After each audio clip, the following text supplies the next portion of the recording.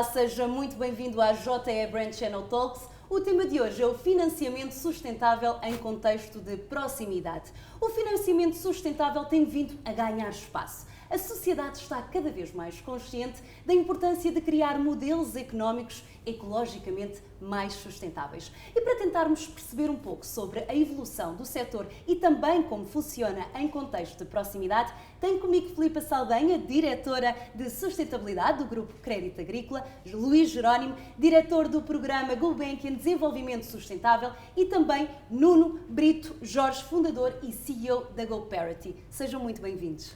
Obrigado. Filipa, vou já começar por si. Transformar a economia para a tornar mais sustentável é sem dúvida alguma uma necessidade, uma prioridade. Eu pergunto-lhe qual a importância da banca para este tipo de transformação. Bom dia, muito obrigada também.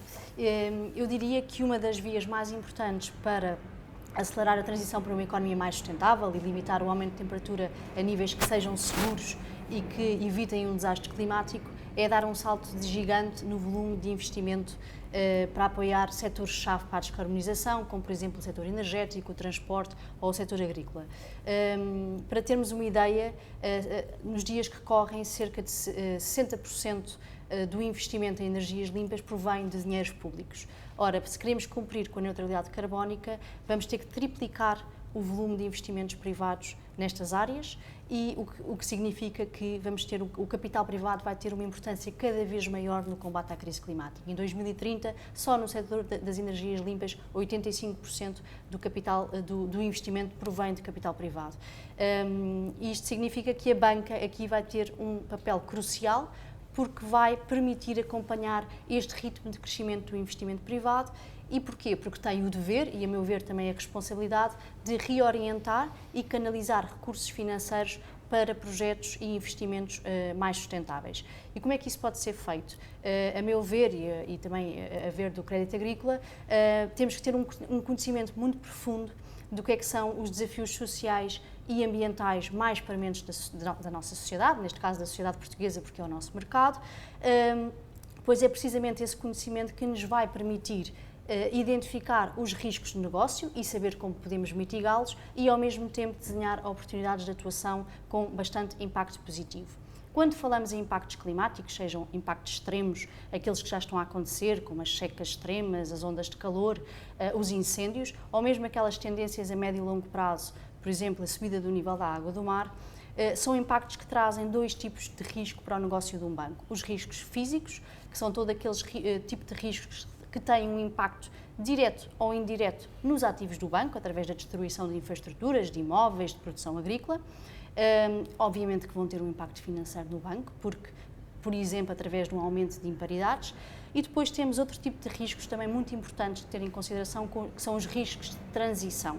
Quando falo em riscos de transição, posso estar a falar de riscos regulatórios, políticos, reputacionais, é todo o tipo de riscos que advêm durante a transição de uma sociedade para qualquer tipo de transformação, neste caso para uma economia mais sustentável. Por exemplo, se nós não tivermos um modelo de negócio que esteja alinhado com a alteração das preferências do consumidor, no futuro vamos ter, obviamente, mais dificuldade em captar novos clientes e novos negócios. Aqui também é importante reter que, quando falamos em economia sustentável, eu neste momento estou só a focar-me nos impactos climáticos, mas no Crédito Agrícola olhamos com igual atenção para tudo o que sejam desafios sociais.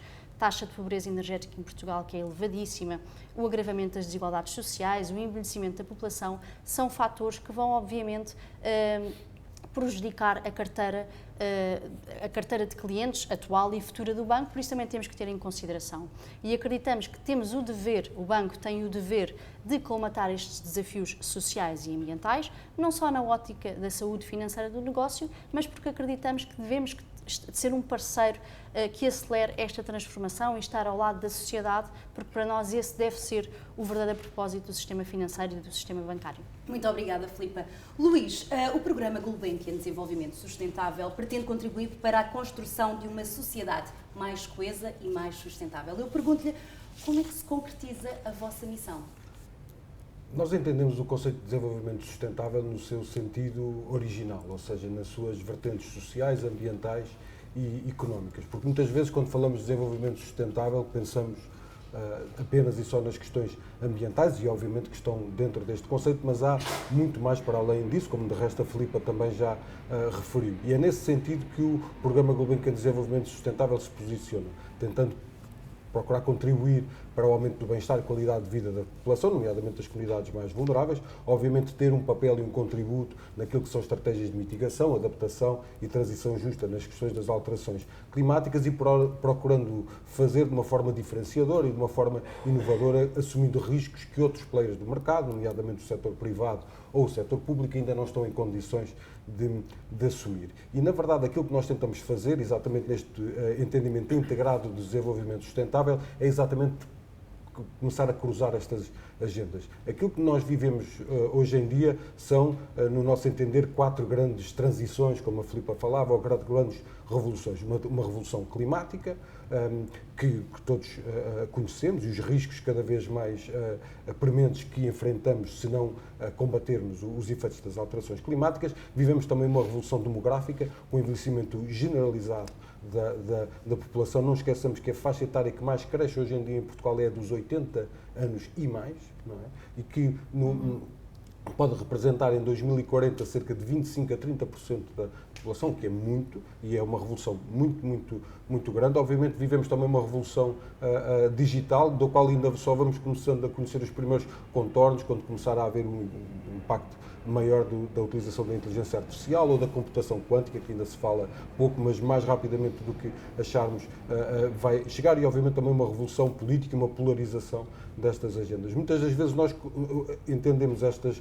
revoluções de uma forma separada e não percebemos que muitas das vezes os desafios e os riscos estão quando cruzamos estas agendas. E vou-me cingir só ao cruzamento da revolução climática e da revolução demográfica. A Filipa falou, e muito bem, que um dos efeitos das alterações climáticas será uma frequência cada vez maior de ondas de calor. Aquilo que nós sabemos é que as ondas de calor afetam particularmente as comunidades mais vulneráveis, nomeadamente as pessoas mais velhas. Se Portugal vai ter um perfil demográfico como este, com umas ondas de calor desta natureza, nós vamos ter que olhar para esta questão de uma forma muito premente. Por outro lado, a Filipa falou muito bem da questão da pobreza energética. A questão da pobreza energética, o combate à pobreza energética não significa só ter um papel mais ativo naquilo que é a descarbonização da economia, mas também assegurar que esta transição para um perfil de energia mais verde chega também àqueles que mais vão sofrer com as consequências das alterações climáticas. E são estes temas, a questão, por exemplo, da pobreza energética, a questão de encontrarmos soluções com base na natureza que permita controlar melhor as ondas de calor das nossas cidades, são exemplos de projetos onde nós estamos a focar, cada vez mais orientados nestes 2 grandes pilares de equidade e de sustentabilidade, e que não só norteiam o trabalho do Programa Gulbenkian de Desenvolvimento Sustentável, mas cada vez mais todo o trabalho da Fundação Carlos Gulbenkian. Muito obrigada, Luís. Nuno, a GoParity é uma empresa de investimento que procura canalizar investimento para projetos com impacto positivo nas pessoas e no planeta. Eu pergunto-lhe, pode falar-nos um pouco sobre a vossa experiência, sobre todo este percurso? Sim, obrigado também pelo convite. A GoParity é uma plataforma de investimento de impacto. Ou seja, na verdade, nós não somos uma empresa de investimento, nós somos um mediador entre pessoas que pretendem investir, pessoas ou empresas que pretendem investir o seu dinheiro em projetos de sustentabilidade e, portanto, saberem que o estão a rentabilizar, a fazer algo que também é bom para o planeta e para a sociedade, e empresas que precisam de financiamento para os seus próprios projetos. E é desta maneira, desta forma, que ao fazemos as duas partes juntarem-se, que nós propomos a criação de valor adicional que está no empoderamento das pessoas. Que nós sabemos que, no fundo, se os cidadãos ou as empresas estiverem na posição em que podem escolher em que é que o seu dinheiro é utilizado e tiverem uma alternativa em que eles não sabem e a alternativa em que eles sabem exatamente onde é que ele está, as pessoas, perante esta possibilidade, irão escolher o maior bem comum. Neste caso, nós combinamos isso com a rentabilidade. Nós começamos em 2017, hoje em dia temos já mais de 200 projetos diferentes financiados, temos projetos em 16 países no mundo, na Europa, em África e também na América do Sul. Já temos mais de 30 mil utilizadores registados na plataforma e no total já financiamos quase 20 milhões de euros de projetos. Mas mais importante do que o lado económico é o lado do impacto.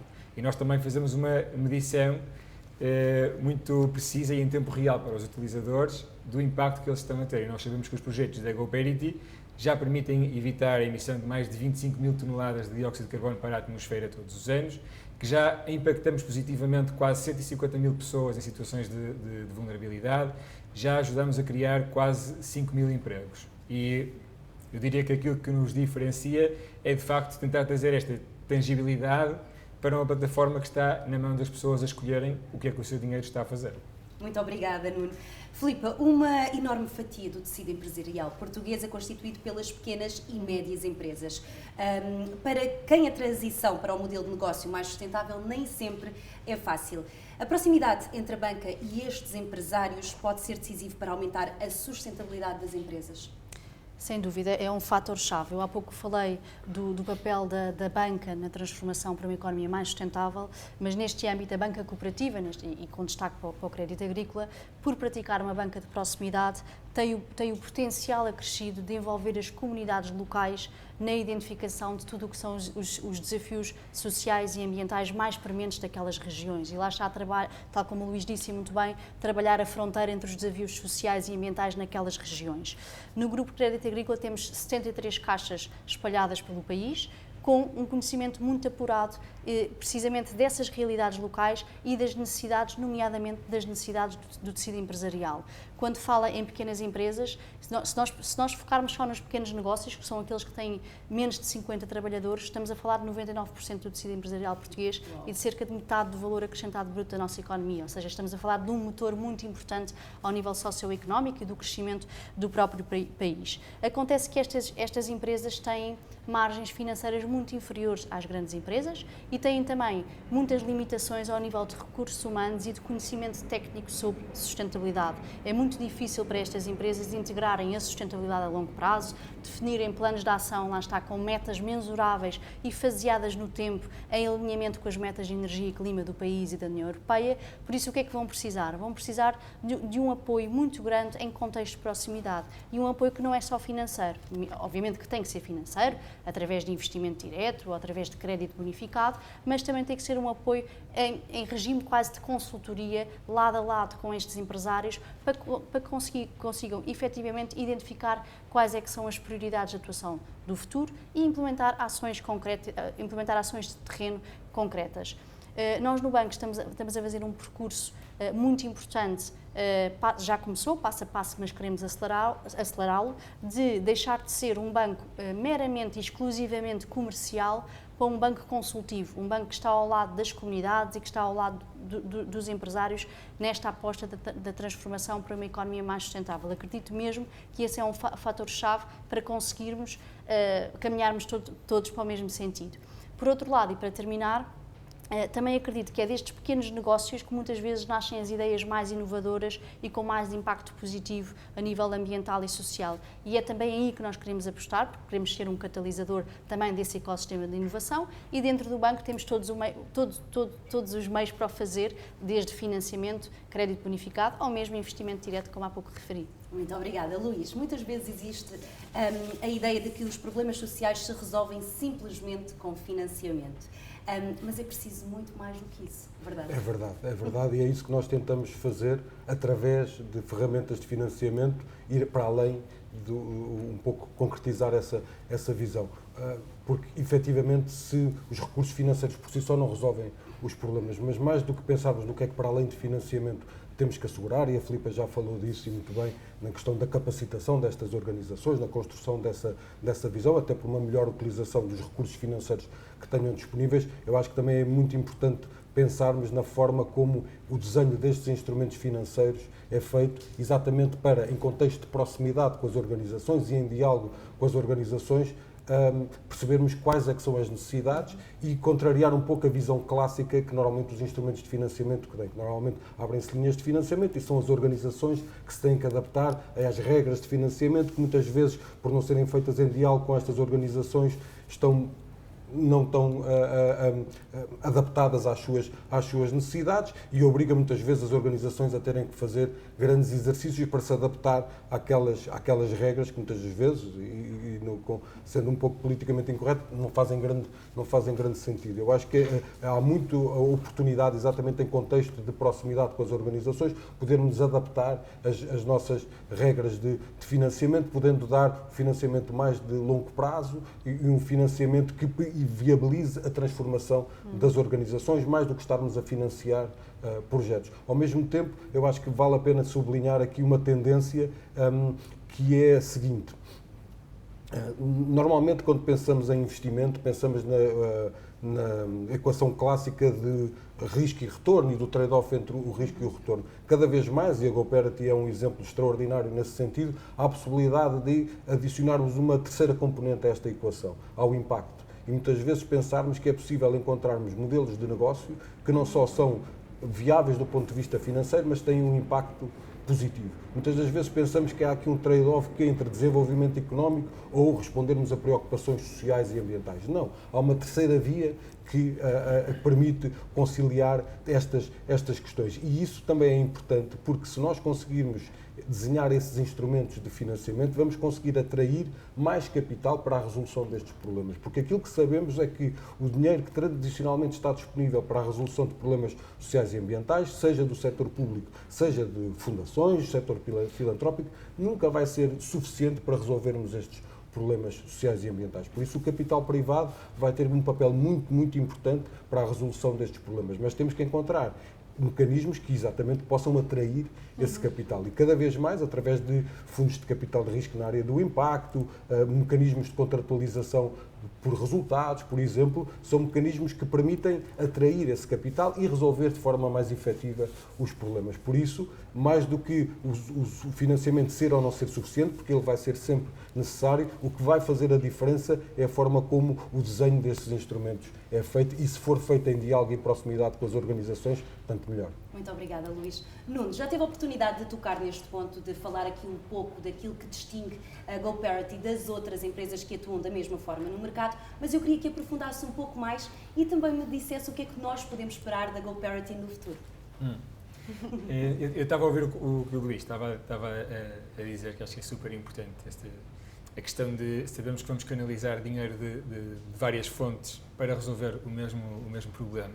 E há um dado que nós costumamos utilizar, que é, há muitos números que são apontados como a necessidade de investimento para atingir os Objetivos de Desenvolvimento Sustentável. É 2,5 trilhões, é 5 trilhões por ano até 2030. Já vi várias fontes, vários números diferentes. Mas há 9 trilhões de dólares parados nas contas bancárias das famílias europeias disponíveis para ser utilizados.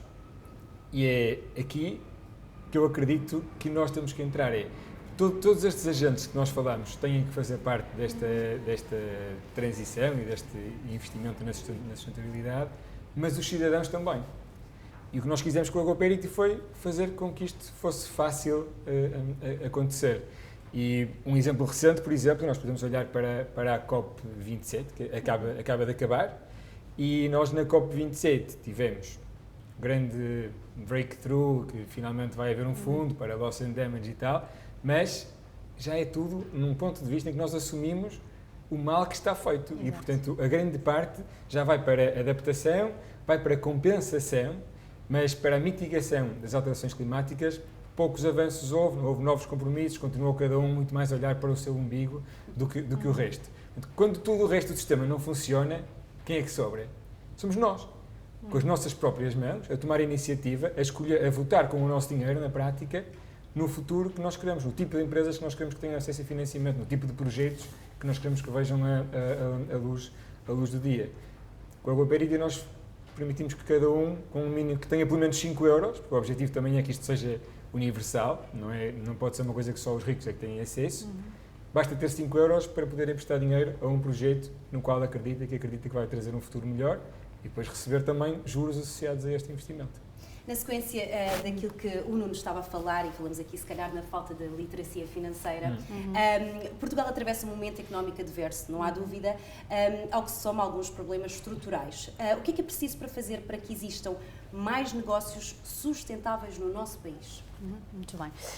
Relativamente ao tema da literacia financeira, é um tema que é importantíssimo, até na ótica do consumo mais consciente e mais sustentável, e pegando também nas palavras do Nuno, na ótica do que é que pode ser investimento das famílias em projetos mais sustentáveis. E há muita coisa por fazer a esse sentido, logo desde o primeiro ciclo, desde a escola. Nós não temos literacia financeira na escola, como eu por acaso tirei economia fora e aí existia um módulo de literacia financeira nos Estados Unidos. Mais à frente. Mas em Portugal não existe. Mesmo os alunos de gestão e de economia não têm finanças pessoais, pelo menos não tinham há cerca de 10 anos atrás.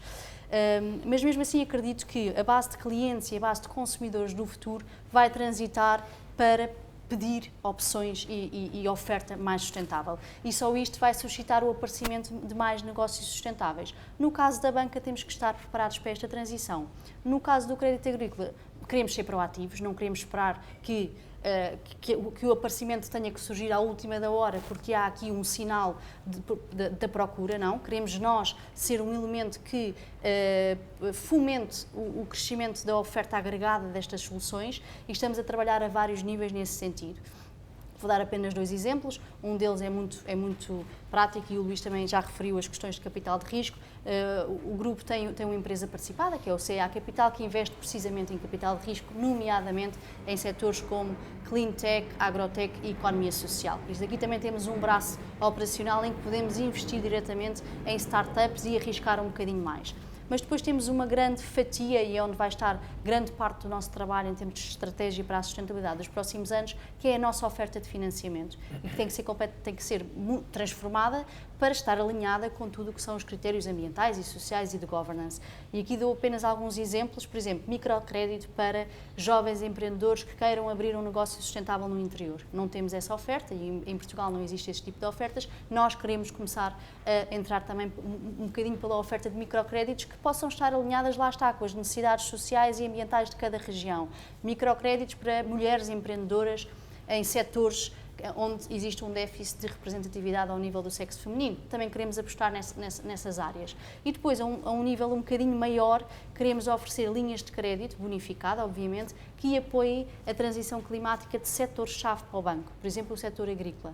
Nós já apoiamos o setor agrícola de várias formas, mas queremos robustecer a nossa oferta ao nível das questões climáticas, ou seja, tudo o que sejam investimentos para integrar tecnologias de eficiência hídrica nos seus modelos de produção, ou agricultores que queiram começar a abrir novas unidades de negócio, por exemplo, mais focadas nas agriculturas regenerativas ou na agricultura biológica. Também queremos ter aqui um papel muito importante. Por isso acredito que a banca tem esse papel, obviamente, de ajudar o surgimento de mais negócios sustentáveis. Da parte do Estado e de Portugal como um todo, obviamente que tem que haver uma visão estratégica que esteja alinhada com estas metas. E como é que o Estado pode ser fiel a esta visão estratégica? Deixando as empresas crescer. Desde logo, menos exigências burocráticas, menos carga fiscal a estes pequenos negócios, ou apostando fortemente e verdadeiramente numa fiscalidade verde que consiga incentivar o crescimento de uma economia mais robusta, mais verde e mais inclusiva no nosso país. Muito obrigada. Luís, neste momento de crise, o papel da Fundação Gulbenkian reveste-se de especial importância.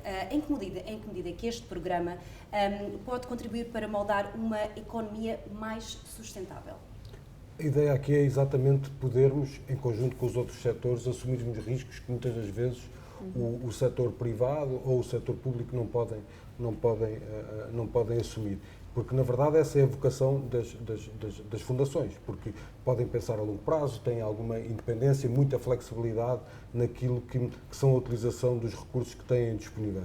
E é nesse sentido, nomeadamente nestas novas ferramentas de financiamento, que nós temos trabalhado nos últimos 8, 10 anos, tentando criar um ecossistema de investimento de impacto em Portugal, assumindo esses riscos, quando na verdade ainda ninguém acreditava que isso era possível, com o lançamento do primeiro fundo de capital de risco na área do impacto, do Amanso, que na verdade investiu depois na GoParity, na utilização destes títulos de impacto social, estes mecanismos de contratualização por resultados, onde o Estado só, na verdade, suporta a atividade quando os resultados são atingidos, e essa é uma forma também de promover melhor sustentabilidade para o setor, porque conseguimos atrair mais e melhor investimento para as áreas, mas ao mesmo tempo apostando em áreas que onde Portugal pode ter um papel efetivamente diferenciador. E aí, muitas vezes, nós falamos sempre, não é, os dilemas do crescimento em Portugal, se Portugal cresce pouco ou muito, como é que pode crescer.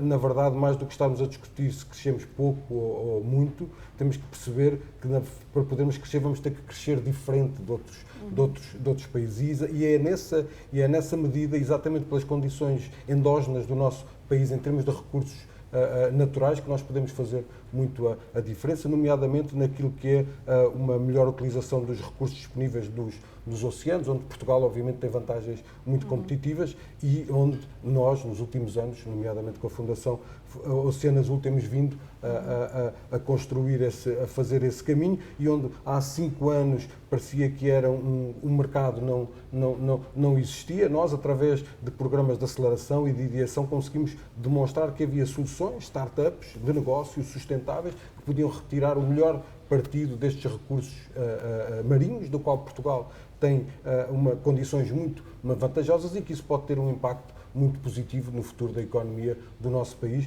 Por isso, mais do que estarmos a pensar se vamos crescer mais ou menos, temos que começar a pensar como crescer diferente, e aí a economia, as diferentes soluções da economia sustentável podem fazer um papel muito diferenciado, podem ter um papel muito diferenciador no crescimento da nossa economia. Muito obrigada, Luís. Nuno, financiar projetos com impacto, mas igualmente sustentáveis, podemos dizer que é o futuro da economia? Sim, sem dúvida que podemos dizer que é o futuro da economia. Só a título de curiosidade, a economia do mar, por exemplo, que é um facto que nós, como portugueses, nós vamos, desde pequeninos, que nos habituamos a ouvir falar do potencial do mar, né? Os portugueses têm que se voltar a virar para o mar e não sei o quê. E nunca nada acontecia, mas de facto, nos últimos anos tem sido espetacular assistir ao crescimento de toda uma nova indústria, com uma cadeia de valor que deixa uma grande parte do valor que cria também em Portugal. E na GoParity, por exemplo, 20% de todos os nossos projetos foram investidos em projetos de economia do mar. Se a economia sustentável é o futuro, eu acho que é a única. Portanto, a resposta é um sim, claro, e é a única que pode acontecer, porque senão não há outra. É a nossa continuidade enquanto espécie que está em causa, são os nossos descendentes. Eu acredito que, se calhar, qualquer dia nós vamos poder deixar de falar dela como economia sustentável, e vai ser a economia. Só que ela vai ser sustentável de per si, vai ser um dado garantido. Né? Como, se calhar um dia também vamos deixar de ter o Ministro do Ambiente, porque o ambiente vai estar em todas as coisas.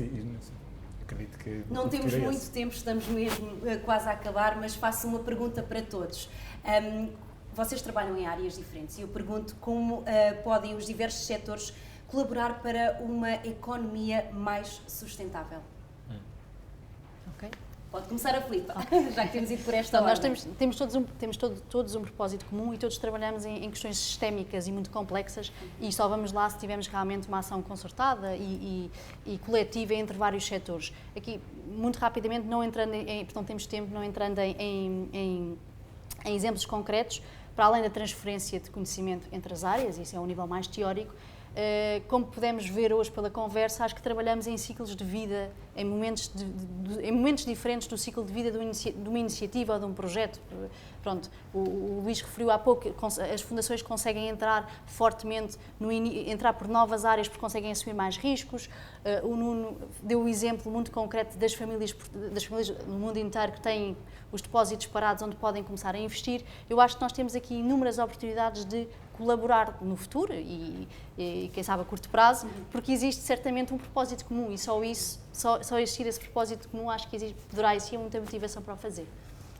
Eu ia dar conta do papel de cada um de nós no ciclo de vida, mas a Filipa já referiu isso, por isso aproveitava para dar conta de outra questão, que é a seguinte: efetivamente, para que este caminho para uma economia mais sustentável seja possível, nós também temos que começar a chegar aos setores da população que, na verdade, vão ser os que vão ser mais afetados por estas questões, pelas desigualdades sociais e pelas ambientais, e que, na verdade, ainda não estão assim tão envolvidos nestes processos. E exatamente para podermos, só com o envolvimento de todos os cidadãos, nomeadamente aqueles que vão ser mais afetados por estas questões, mas que muitas vezes não estão tão cientes desses riscos, vamos conseguir ter estas alterações sistémicas, e aí eu acho que todos os setores que estamos aqui representados, as fundações, a banca, o setor privado, têm um papel também a desempenhar nessa questão desse engagement com estas camadas da população que vão ser as mais afetadas e para as quais também precisamos de dar uma resposta. Muito obrigada, Luís.